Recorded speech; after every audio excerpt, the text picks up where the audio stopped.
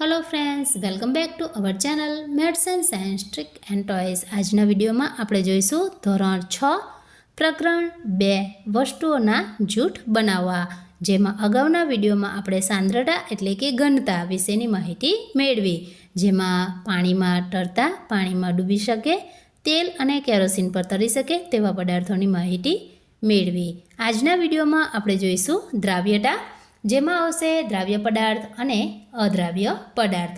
સૌપ્રથમ આપણે માહિતી મેળવીશું દ્રાવ્ય પદાર્થ। જે પદાર્થ પાણીમાં ઓગળે તેને દ્રાવ્ય પદાર્થ કહેવાય છે। એટલે કે આપણે સરળ ભાષામાં કહી શકીએ તો પાણીમાં ઓગળે એને દ્રાવ્ય કહેવાય છે।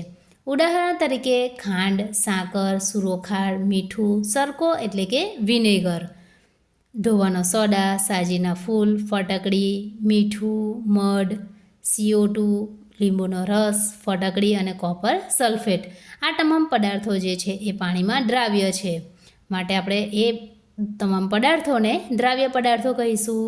ત્યારબાદ છે અદ્રાવ્ય પદાર્થ।